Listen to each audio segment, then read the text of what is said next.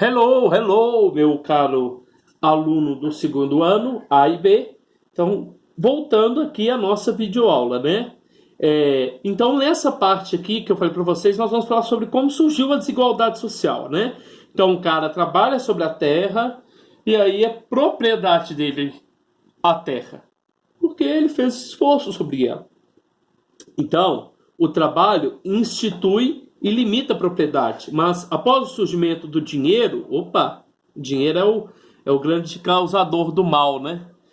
Essa situação se altera, pois possibilita a troca de coisas úteis, como a comida, o gado, por coisas duradouras, como moedas de ouro. Com o dinheiro surgiu o comércio e novas formas de aquisição de propriedade que, além do trabalho, podem ser compradas.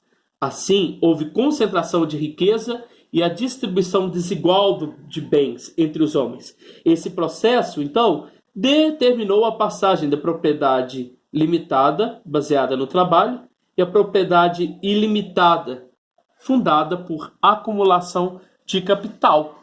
Então, a partir desse momento, você percebe quando, então, em que momento acontece a desigualdade social. A partir do momento que você percebe que aqueles que se esforçaram sobre a terra, se esforçaram sobre a terra porque eles trabalharam sobre a terra, garantiriam mais pedaço de terra, mais espaço para eles.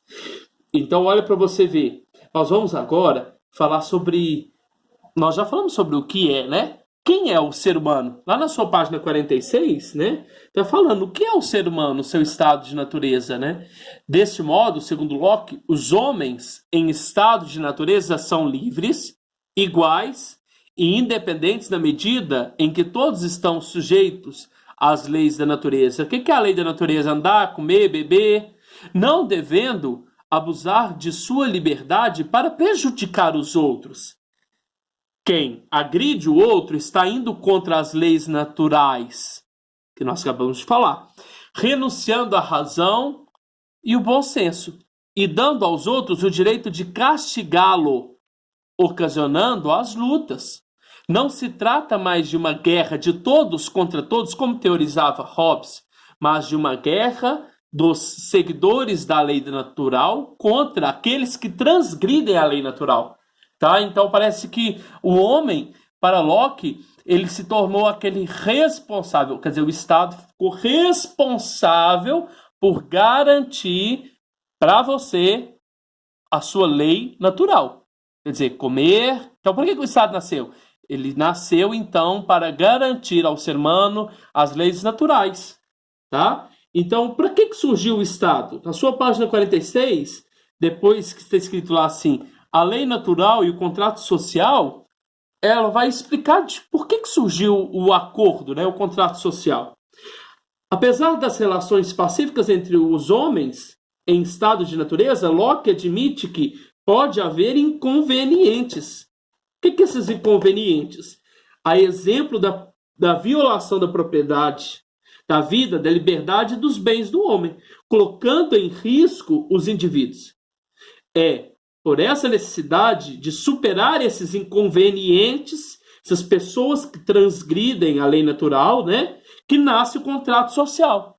Quer dizer, nasce o acordo entre pessoas, tá? Não é de atacar um ao outro, não. É de o acordo entre Estado e pessoa para o quê? Para que o Estado garanta o quê? Garanta a pessoa as suas leis naturais, tá certo? Então, por essa necessidade de superar os inconvenientes que nasce o contrato social, cujo objetivo é a preservação dos direitos naturais e a proteção da comunidade de perigos internos e invasões estrangeiras, quer dizer, invasões de outras pessoas, tá? E aí, gente, vamos para o passo a passo agora. Então, na sua página 47, ele vai resumir dizendo o que é o homem. E explica para que ele surgiu, para que surgiu o Estado. Ele vai falar assim para nós lá, ó. No entanto, ou melhor, desculpa, no estado de natureza, o homem é um ser moral, é um ser bom, é um ser racional. Tal como Deus o criou. Olha, nós temos que lembrar que se o Hobbes tira a igreja de lado, o Locke ele é um pouco tolerante religiosamente, tá? tal como Deus o criou. Mas, dado que cada um é juiz da aplicação da lei natural e, ao mesmo tempo, parte interessada, então a desordem pode surgir. Por isso, a necessidade de criar a instituição do Estado. Tá? Por que cria então o Estado? Os homens entram em sociedade por precisarem de um juiz imparcial para decidir sobre os conflitos e de um poder para executar uma decisão tomada. Aí você vai lá, o que seria ou como deveria ser o Estado para Locke? Aí lá no seu terceiro parágrafo ele fala lá, quem deve ser o Estado? Um juiz imparcial. Um juiz que na hora da confusão entre eu e você, ele não vai pensar só porque eu sou seu amiguinho, o juiz é meu amiguinho, o juiz é seu amiguinho, que ele vai tomar partido para você ou ele vai tomar partido para mim. Na sociedade civil há um conjunto de instituições, regras, e o que deve ser o Estado? Um juiz imparcial para aplicar tanto as pessoas, tanto as instituições, as leis. Tá? Para que não aconteça nem ao indivíduo e nem qualquer uma outra instituição a injustiça.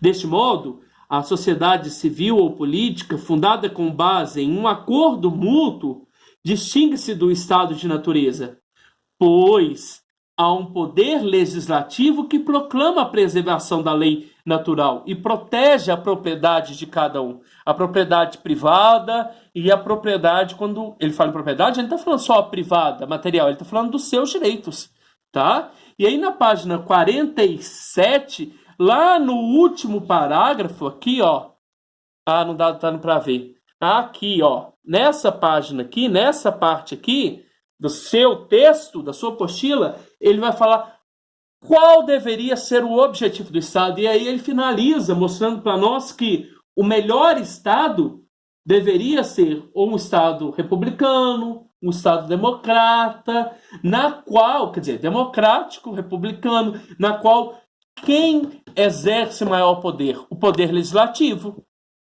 Aí ele vai mostrar para nós, olha que interessante. Qual é o objetivo do Estado para Locke? Na concepção de Locke, qualquer que fosse a forma de governo, monarquia, teocracia, aristocracia, tá? Qualquer que fosse, esta não poderia ter outra finalidade que não a de conservar os direitos do homem, os direitos naturais do homem, tá? Direitos naturais, você sabe o que é: andar, viver, comer e ter a sua propriedade privada. Após definida a forma de governo, caberia à maioria escolher o poder legislativo, conferindo-lhe superioridade aos demais poderes. Então, o poder legislativo, por exemplo, do nosso município, o poder legislativo do nosso estado, ele seria muito mais importante do que o poder executivo e do que o poder judiciário. A ele